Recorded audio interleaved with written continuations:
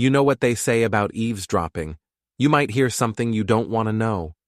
Well, sometimes you hear exactly what you need to know, even when it feels like someone just shoved a rusty knife between your ribs and twisted it for good measure. Before we dive deeper into this story, I have one small request. Please subscribe, drop a like, comment, and hit that hype button to boost this channel so more people can discover these incredible Reddit stories. I'm Brent Malloy, 40 years old, chef and owner of what was supposed to be the hottest new restaurant in upstate New York. Notice I said was supposed to be.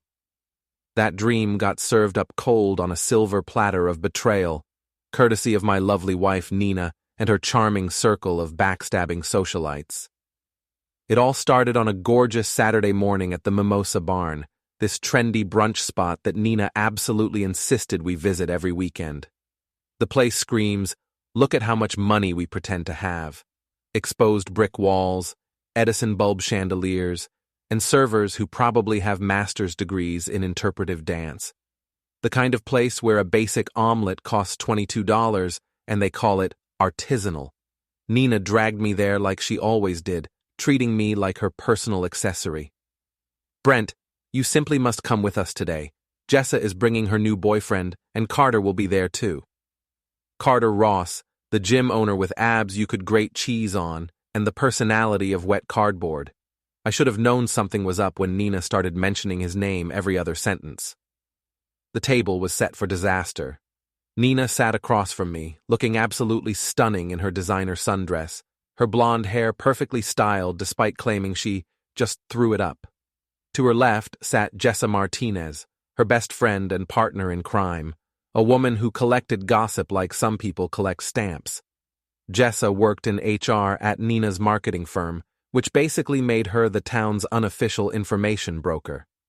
Ladies, this is absolutely divine, Nina gushed, raising her third mimosa of the morning. The woman could drink champagne like water and somehow never lose her composure. I just love these little gatherings. It's so important to maintain friendships, don't you think? I sat there, cutting into my overpriced eggs Benedict, listening to them chatter about their latest shopping expeditions and office drama. That's when Jessa leaned forward with that predatory smile she always wore when she had juicy information to share. Speaking of maintaining things, Jessa said, her voice dripping with false sweetness.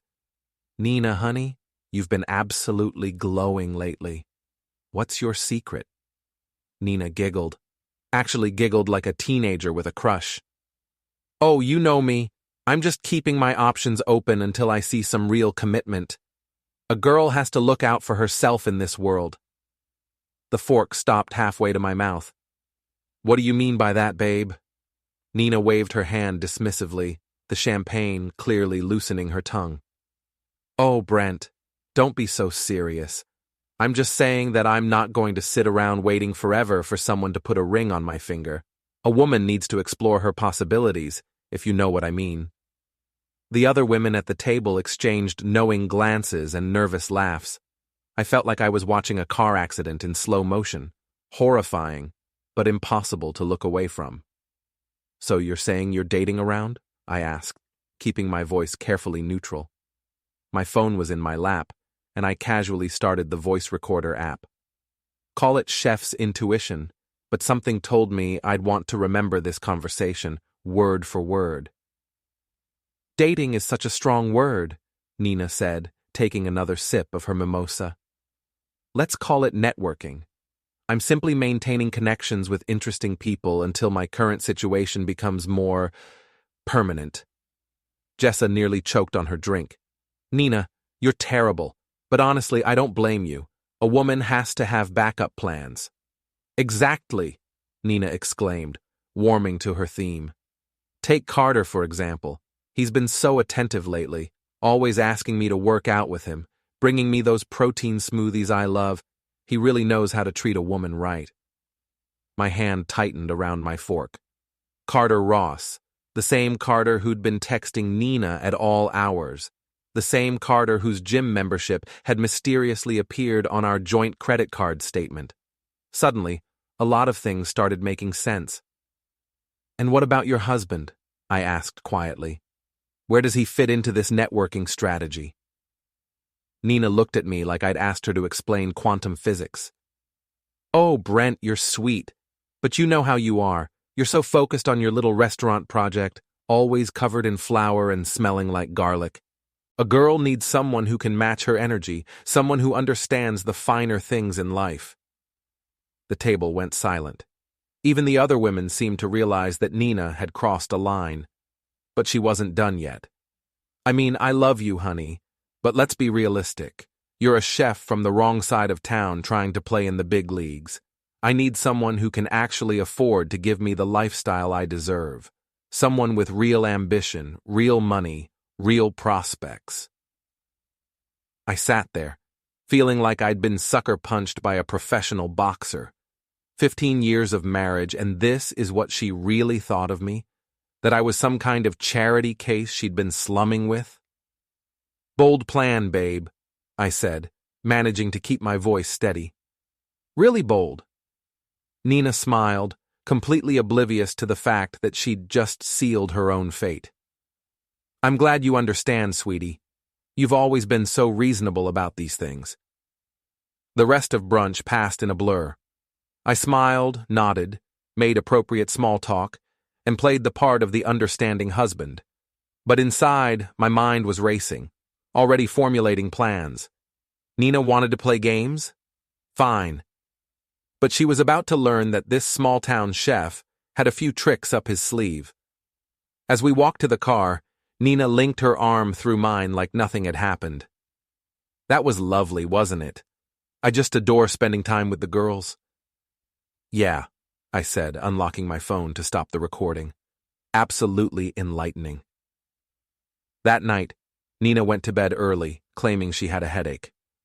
I sat in my kitchen, my sanctuary, the one place where I felt completely in control, and listened to the recording 3 times. Each time, Nina's words cut deeper, but they also crystallized my resolve. She thought I was just some small-town loser with no real prospects. She wanted to keep me around as a safety net while she shopped for a better model. Well, Nina was about to discover that underestimating people can be a very expensive mistake. I pulled out my laptop and started making lists. Bank accounts, credit cards, property deeds, investment portfolios. We'd built a life together, and I knew exactly where every asset was hidden. Nina might have been networking, but I'd been paying attention too. My phone buzzed with a text from Jessa. Is everything okay? You seemed quiet at brunch. I stared at the message for a long moment, then deleted it without responding. Jessa Martinez was about to learn that being Nina's accomplice came with consequences. The war had begun, and Nina had no idea she'd already lost. Monday morning arrived gray and drizzling, which matched my mood perfectly. Nina left for work early, claiming she had an important client meeting. Funny how these important meetings had been happening a lot more frequently lately. She kissed me goodbye like the devoted wife she pretended to be, leaving behind a cloud of expensive perfume and lies. I waited exactly 30 minutes after she left, then called my sous chef, Tyree Washington. If Nina was going to play dirty, I needed someone I could trust absolutely. Tyree was a mountain of a man, 6'4", built like a linebacker, with hands that could tenderize meat or break bones with equal efficiency. But underneath all that muscle was one of the sharpest minds I'd ever encountered. Chef, you sound like someone pissed in your coffee, Tyree said when he answered. What's going on? Meet me at the restaurant site in an hour. We need to talk, and I need your help with something that has nothing to do with food. This about Nina? Sometimes Tyree's intuition scared me. What makes you say that? Man, I've been watching you two for months. She looks at you like you're yesterday's leftovers, and you've been walking around like someone stole your favorite knife. Doesn't take a genius to figure out there's trouble in paradise. An hour later, we stood in the skeleton of what would become Solo Victory, my dream restaurant. The construction crew wouldn't arrive for another hour, giving us privacy to talk. I told Tyree everything: the brunch confession, the credit card charges, the suspicious text messages I'd been noticing. "So what's the plan, Chef?" Tyree asked, leaning against a sawhorse. "You want me to have a friendly conversation with this Carter guy? I can be very persuasive." "Nothing violent," I said quickly. "I need information first. I need to know exactly what I'm dealing with before I make my move." "You want me to tail them? Can you do it without getting caught?" Tyree grinned, and for the first time in days, I felt a spark of hope. "Brother, I spent 2 years in Army intelligence before I discovered I could make a better living with a spatula than a rifle. Trust me, your wife and her boy toy will never see me coming." That evening, Nina came home late, full of apologies and excuses about client dinners and overtime. She was practically glowing, her cheeks flushed and her hair slightly mussed despite her attempts to fix it in the car. "Sorry, honey," she said, kissing my cheek. "You know how these corporate things go. Lots of schmoozing, lots of drinks, lots of boring conversation about quarterly projections." "Sounds exhausting," I said, noting the faint smell of men's cologne on her blouse. "You should probably shower and get some rest." "Good idea. I'm absolutely wiped out." While Nina showered, I went through her purse, something I'd never done in 15 years of marriage, but desperate times called for desperate measures. Her phone was password protected, but I found something even better. A receipt from Romano's, an intimate Italian restaurant across town. Dinner for 2, expensive wine, dessert to share. The timestamp showed she'd been there during her supposed client meeting. I photographed the receipt and put everything back exactly as I'd found it. Nina emerged from the bathroom in her silk nightgown, looking like the picture of innocence. "How was your day, sweetie?" she asked, settling into bed beside me. "Productive," I said. "Very productive." The next morning, Tyree called with his first report. "Your boy Carter is a creature of habit," he said. "Every Tuesday and Thursday he leaves his gym at 2 p.m. and drives to the Starbucks on Elm Street. Guess who meets him there? Nina." Bingo. They sit in the corner booth, hold hands across the table, and make googly eyes at each other like teenagers. It's actually kind of disgusting. Get pictures if you can, but don't take any risks. Already on it, Chef. I got a telephoto lens that could spot a pimple on the moon. That afternoon, I decided to pay Nina a surprise visit at her office. I showed up with a box of her favorite pastries from the French bakery downtown, playing the role of the thoughtful husband. "Brent, what a lovely surprise," Nina's assistant Sarah said. "She's in a meeting right now, but I'm sure she'll be thrilled to see you." "No problem. I'll just wait in her office." Nina's office was a shrine to her ambition. Awards, certificates, photos with important clients, and a motivational poster that read, "Success is the best revenge." The irony wasn't lost on me. I could hear voices from the conference room next door. The walls were thin, and Nina's voice carried clearly through the shared ventilation system. "The situation is getting complicated," Nina was saying. "Brent's starting to ask questions, and I'm running out of excuses for all the late nights." "Maybe it's time to make a decision," Jessa's voice replied. "You can't keep stringing both of them along forever." I know, it's just, Carter is exciting, but he's not exactly husband material. He's fun for now, but Brent has stability, assets, a business that's about to take off. I need to be strategic about this." "So you're using them both?" "I'm keeping my options open until I figure out which one can give me the better life. Is that so wrong?" I sat there, listening to my wife discuss me like I was a stock option she was considering whether to exercise. The casual cruelty in her voice was breathtaking. The meeting ended, and I quickly arranged the pastries on her desk, making sure to look surprised when she walked in. "Brent, what are you doing here?" Nina's face went through several expressions before settling on pleased surprise. "Just wanted to brighten your day," I said, kissing her cheek. "You've been working so hard lately." "You're so sweet. These look delicious." I ran into Jessa in the hallway. "She mentioned you two have been having a lot of strategy sessions lately." Nina's smile flickered slightly. "Oh, you know how it is. We're working on some big campaigns, lots of moving pieces to coordinate. I'm sure. Well, I should let you get back to work. Don't want to interrupt any more important meetings. That evening, Tyree sent me a series of photographs that made me freeze. Nina and Carter at their usual Starbucks rendezvous. But these pictures showed more than hand-holding. They were kissing passionately, her hand on his chest, his fingers tangled in her hair. The timestamps showed this had happened during her lunch break while I was at home, planning our anniversary dinner. I stared at the photos for a long time, feeling something cold and hard settle in my chest. Nina wasn't just keeping her options open, she was actively betraying our marriage while making me feel like I was the problem. My phone rang. It was my mother, retired Judge Patricia Maloney, the toughest woman I'd ever known. "Brent, you sound terrible. What's wrong?" I told her everything. Mom listened without interruption, and when I finished, there was a long pause. "What do you want to do about it?" she asked finally. "I want her to pay for what she's done. I want everyone to see her for what she really is. Then you need to be smart about this. Document everything, gather evidence, and don't let emotion cloud your judgment. When you're ready to move, make sure you have overwhelming force on your side." "Any specific advice?" "Yes. Don't just beat her, destroy her so completely that she never recovers. People like Nina only understand power, so show her what real power looks like." After I hung up, I sat in my kitchen and made a detailed plan. Nina thought she was playing chess while I was playing checkers. She was about to discover that I'd been playing chess all along. I was just better at hiding my moves. The game was about to change, and Nina had no idea what was coming.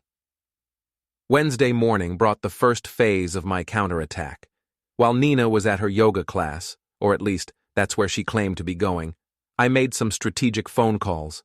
The first was to our bank, where I explained that I'd noticed some suspicious activity on our joint accounts and wanted to add additional security measures. "I'd like to require dual authorization for any withdrawals over $500, I told the manager, a woman I'd known since high school. "Of course, Mr. Malloy. We can set that up immediately. Is there anything else you need?" "Actually, yes. I'd like detailed statements for the past 6 months on all our accounts.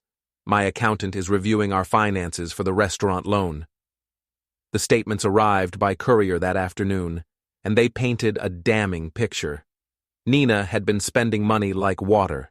Expensive dinners, hotel rooms, gifts from jewelry stores I'd never heard of.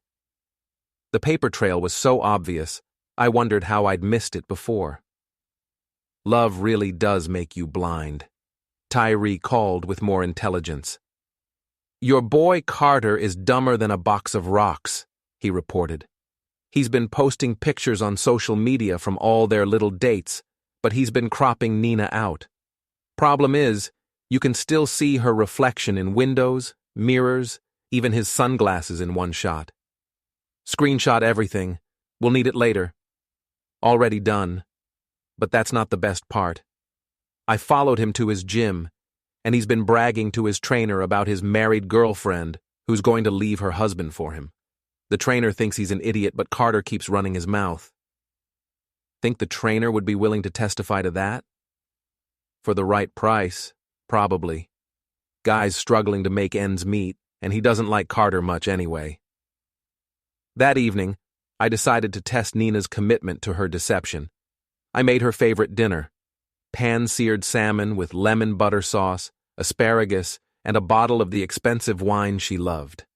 I even lit candles and put on the jazz playlist we'd danced to at our wedding. "This is lovely," Nina said, settling into her chair. "What's the occasion?" "Do I need an occasion to romance my wife?" She smiled, but there was something guarded in her eyes. "Of course not. It's just, we haven't done this in a while." "I know. I've been thinking about that. About us. About our future." Nina took a sip of wine, studying my face. "What do you mean?" "I mean, maybe it's time I started making some changes. The restaurant is almost ready to open, and once it takes off, we'll have the kind of money and status you deserve. I want to give you everything you've ever wanted." For a moment, Nina looked genuinely conflicted. Brent, that's sweet, but I've been looking at houses in the hills, the ones with the big yards and the views. I know you've always wanted to live up there with the other successful couples. You have? And I've been thinking about expanding the restaurant into a whole chain. With your marketing expertise, we could build something really special together. Nina's phone buzzed with a text message. She glanced at it, and I caught a glimpse of Carter's name on the screen. Her face flushed slightly. Sorry, work emergency, she said, quickly typing a response. No problem. So what do you think about the expansion idea? It sounds ambitious, but Brent, you know how risky the restaurant business is. Maybe we should be more realistic about our expectations. You're probably right. I mean, what do I know about running a successful business? I'm just a chef from the wrong side of town. Nina's eyes sharpened. I didn't mean it like that. Didn't you? Because that's exactly what you said at brunch on Saturday. The color drained from Nina's face. You were listening. I was sitting right across from you, sweetheart. Kind of hard not to listen when my wife is explaining to her friends how she's keeping her options open until someone better comes along. Nina set down her wine glass with shaking hands. Brent, I can explain. No need. You were very clear. You're networking, maintaining connections, exploring possibilities. I get it. I was just talking. You know how the girls are. They get me saying things I don't mean. So you don't mean it? You're not seeing someone else? The question hung in the air like smoke. Nina opened her mouth, closed it, then opened it again. The pause told me everything I needed to know. Of course not, she said finally. How could you even think that? Because you've been lying to me for months. The late nights, the mysterious meetings, the credit card charges at restaurants I've never been to. Did you really think I wouldn't notice? Nina's composure cracked slightly. You're being paranoid. I work in marketing. Client dinners are part of the job. Is Carter Ross a client? The name hit her like a physical blow. She went completely still, her face cycling through surprise, fear, and calculation. I don't know what you're talking about. Nina, I've seen the receipts. I've seen the photos. I know about the gym membership on our credit card, the hotel rooms, all of it. For a moment, I thought she might confess, might show some remorse, or at least acknowledge what she'd done. Instead, she went on the attack. So what if I have been seeing Carter? You want to know the truth, Brent? Fine. Yes, I've been having an affair. Yes, I'm considering leaving you. And yes, I think I deserve better than this life you've given me. The words should have hurt, but instead, I felt a strange sense of relief. The pretending was over. Better than what, exactly? Better than a husband who smells like garlic and talks about nothing but food. Better than living in this middle-class neighborhood with these boring middle-class people. Better than being married to someone who has no real ambition beyond flipping burgers. I don't flip burgers, Nina. I'm a trained chef with 15 years of experience and a restaurant that's about to open. A restaurant that will probably fail within a year, like most of them do. Carter owns 3 gyms, Brent. 3 successful businesses with real growth potential. He drives a BMW. He wears designer clothes. He knows how to treat a woman like she matters. And what does he know about you? Does he know you snore when you've had too much wine? Does he know you cry at dog food commercials? Does he know about the scar on your shoulder from when you fell off your bike when you were 7? Nina's face hardened. He knows I'm beautiful, successful, and worth fighting for. That's more than you've seemed to notice lately. I stood up from the table, suddenly exhausted by the whole conversation. You're right, Nina. You do deserve better. You deserve someone who sees you exactly as you are. What's that supposed to mean? It means I hope you and Carter are very happy together. You're perfect for each other. Nina looked confused by my calm reaction. So that's it? You're just giving up? I'm not giving up on anything. I'm just finally seeing clearly. That night, Nina slept in the guest room, claiming she needed space to think. I lay in our bed, staring at the ceiling and finalizing my plans. Nina wanted to play games? Fine. But she was about to learn that I'd been studying the rules a lot longer than she had. My phone buzzed with a text from Tyree. Package delivered to Carter's gym. Phase 2 is ready when you are. I smiled in the darkness. The trap was set, and all the pieces were in position. Nina thought she held all the cards, but she was about to discover that the game had changed completely. Tomorrow, the real fun would begin. Thursday morning arrived with the kind of crisp autumn air that usually filled me with optimism. Today, it felt like the perfect weather for war. Nina left early without saying goodbye, probably running to Carter to tell him about our confrontation. That was fine. I was counting on it. I drove to Carter's gym, a flashy place called Iron Paradise that catered to people who cared more about being seen working out than actually getting in shape. The parking lot was full of expensive cars and oversized egos. Carter's black BMW sat in the spot marked Owner, gleaming like a beacon of arrogance. I walked in wearing my best suit and carrying a manila envelope. The receptionist, a young woman with perfectly sculpted everything, looked me up and down with barely concealed disdain. "Can I help you?" she asked in a tone that suggested she'd rather not. "I'm here to see Carter Ross. Tell him it's about Nina Malloy." Her expression shifted to curiosity, mixed with concern. "One moment, please." Carter emerged from his office, looking like a men's fitness magazine cover, all muscles and confidence and teeth so white they probably glowed in the dark.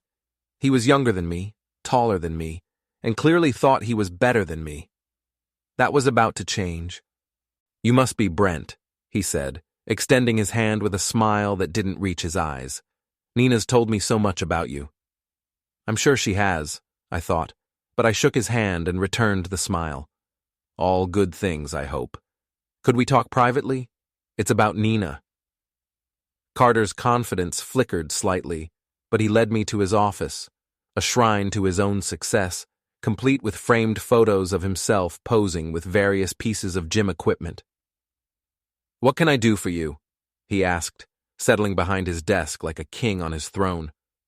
I opened the envelope and spread its contents across his desk, photographs of him and Nina together, credit card statements showing charges to his gym, hotel receipts, text message screenshots. His face went through a fascinating range of emotions as he processed what he was seeing. "Where did you get these?" he asked, his voice considerably less confident than before. "Does it matter? The question is, what are you going to do about it?" "Look, man, I don't want any trouble." "Too late for that, Carter. You've been sleeping with my wife for months, using my money to pay for your little dates, and bragging about it to anyone who'll listen. Trouble is exactly what you've got." Carter straightened in his chair, trying to reclaim some authority. "Nina's a grown woman who can make her own choices. If she's unhappy in her marriage, that's between you and her." "You're absolutely right. But here's the thing. Nina's not just unhappy, she's also broke." "What do you mean?" "I mean, I've frozen all our joint accounts, canceled her credit cards, and filed for legal separation. That expensive lifestyle she's been promising you? It's gone. The house, the cars, the investment portfolio, all of it's tied up in litigation now." The color drained from Carter's face. "You can't do that." "I can, and I did. My mother's a retired judge, Carter. I know exactly what I can and can't do legally. Nina's about to discover that her networking strategy has some serious flaws." I leaned forward, enjoying the way he shrank back in his chair. "But here's what I'm really here to tell you. Stay away from my restaurant. Stay away from my friends. Stay away from anything that has to do with me. Because if you don't, I'll make sure everyone in this town knows exactly what kind of man you are." "Are you threatening me?" "I'm promising you. Nina might have told you I'm just some small-town chef with no real power, but she forgot to mention that I've lived in this town my whole life. I know everyone, I know all their secrets, and I know exactly how to make someone's life very, very difficult." Carter tried to bluster. "I'm not afraid of you." "You should be. Because while you've been playing house with my wife, I've been documenting everything, every lie, every betrayal, every dollar spent on your little affair. And I'm going to use all of it to destroy both of you. I stood up, leaving the photos scattered on his desk like evidence at a crime scene. Oh, and Carter? You might want to check your gym's Yelp reviews. I hear you've been getting some interesting feedback lately. His eyes widened as he grabbed his phone. I'd had Tyree and some of our restaurant industry friends post detailed reviews about the unprofessional behavior they'd witnessed at Iron Paradise. Nothing libelous, just honest observations about the owner's character and business practices. You son of a bitch. Careful, Carter. Threatening me in front of witnesses isn't smart. But then again, smart isn't really your strong suit, is it? I walked out of his office, past the shocked receptionist, and into the parking lot. As I reached my car, I heard Carter shouting at someone on the phone, probably Nina, warning her about our conversation. Perfect. My next stop was Nina's office. I wanted to catch her right after Carter's call, when she'd be rattled and off balance. The timing had to be perfect for maximum impact. I found her in her office, pacing behind her desk with her phone pressed to her ear. Through the glass walls, I could see her gesturing frantically, her face flushed with anger and panic. Can't just freeze everything without warning me, she was saying. What am I supposed to do for money? I knocked on her door, and she spun around like a trapped animal. Her eyes went wide when she saw me, and she quickly ended her call. We need to talk, I said, closing the door behind me. Brent, what have you done? I've protected my assets from someone who was stealing from me. Funny how that works. Nina collapsed into her chair, looking older than I'd ever seen her. You can't just cut me off financially. I have expenses, obligations. You should have thought of that before you started your little networking project. Did you really think there wouldn't be consequences? This is insane. You're destroying our marriage over nothing. Over nothing. Nina, you've been having an affair for months. You've been spending our money on another man, lying to my face and planning to leave me. How is that nothing? I never said I was leaving you. You didn't have to. Your actions said it for you. Nina's composure finally cracked completely. Fine. You want the truth? Yes, I was seeing Carter. Yes, I was considering my options. But I never made any final decisions. So, I was supposed to wait around while you finished comparison shopping? I was trying to figure out what I wanted. At my expense, literally. Nina buried her face in her hands. What do you want from me, Brent? What will it take to fix this? It's too late to fix anything. You made your choice when you decided I wasn't good enough for you. Now you get to live with the consequences. Please, we can work this out. I'll end things with Carter. We can go to counseling. No. We're done, Nina. The only question now is whether this gets ugly or really ugly. She looked up at me with tears in her eyes, but I felt nothing. The woman I'd loved for 15 years was gone, replaced by this stranger who'd been using me while planning my replacement. I'll fight you on the divorce, she said quietly. Good luck with that. I've got recordings, photographs, witnesses, and a paper trail that shows exactly what you've been doing. Plus, my mother knows the best divorce attorneys in the state. How's your legal fund looking these days? Nina's phone rang, and Carter's name appeared on the screen. She looked at it like it was a snake. Answer it, I said. I'm sure he has lots of comforting words for you right about now. She declined the call, and I smiled. Having second thoughts about your networking strategy? Get out, she whispered. Gladly. Oh, and Nina? You might want to start looking for a cheaper place to live. The house goes on the market next week. I left her sitting in her office, staring at the wall like someone who just realized they'd bet everything on the wrong horse. As I walked through the lobby, I nodded to Jessa, who was pretending to work, while obviously eavesdropping on the drama. Afternoon, Jessa, I said pleasantly. Lovely day, isn't it? She looked terrified. probably wondering what I knew about her role in Nina's schemes. She was right to be worried. The war was far from over, but the first battles had gone exactly as planned. Nina and Carter were both reeling, their perfect little fantasy crumbling around them. But I wasn't done yet, not even close. The real fireworks were still to come. Friday night arrived with all the subtlety of a freight train, and I was ready for the grand finale. The Riverside Country Club's annual charity gala was the social event of the season, the kind of gathering where reputations were made and destroyed over cocktails and small talk.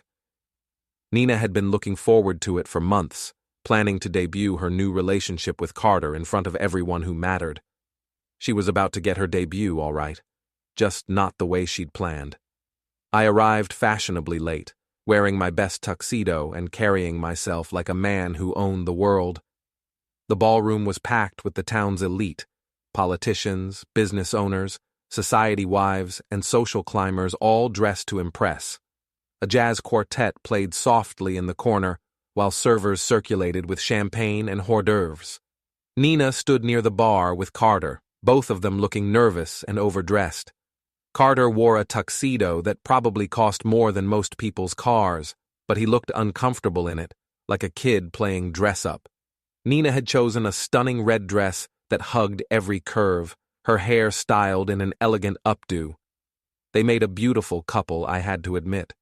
Too bad their beauty was only surface deep. I made my rounds, greeting old friends and making new connections. Everyone wanted to talk about the restaurant, offering congratulations and asking about opening night. I played the part of the successful entrepreneur, confident and charming, while keeping one eye on Nina and Carter across the room. Jessa appeared at my elbow, looking guilty and desperate. "Brent, we need to talk." "Do we? I can't imagine what we'd have to discuss." "Please, I know you're angry, but Nina's my best friend. Can't we work something out?" I studied her face, noting the dark circles under her eyes and the slight tremor in her hands. "Having trouble sleeping, Jessa? This whole situation is tearing me apart. I never meant for things to go this far." "But you did help them go this far, didn't you? All those girls' nights out, covering for Nina's lies, encouraging her to explore her options. You were quite the wingwoman." Jessa's face crumpled. "I thought I was helping her find happiness." "No, you were helping her destroy her marriage because misery loves company. Your own marriage fell apart last year, and you couldn't stand seeing Nina happy in hers." "That's not true." "Isn't it? You've been poisoning her against me for months, filling her head with ideas about what she deserves, encouraging her to think she was settling for less. You wanted her to be as bitter and alone as you are." Tears started flowing down Jessa's cheeks, ruining her carefully applied makeup. "I'm sorry. I'm so sorry. Save it. Your apology is about 6 months too late." I walked away, leaving her standing there in her designer dress and designer guilt. The evening's entertainment was about to begin, and I had a front row seat to the destruction I'd orchestrated. At exactly 9 o'clock, the lights dimmed and a spotlight illuminated the small stage where the charity auction was supposed to take place. Instead, a large screen descended from the ceiling, and my voice filled the room through the sound system. "Ladies and gentlemen, thank you for joining us tonight for this celebration of community and charity. Before we begin the auction, I'd like to share something special with you, a little behind-the-scenes look at modern relationships." The crowd murmured in confusion as the screen flickered to life.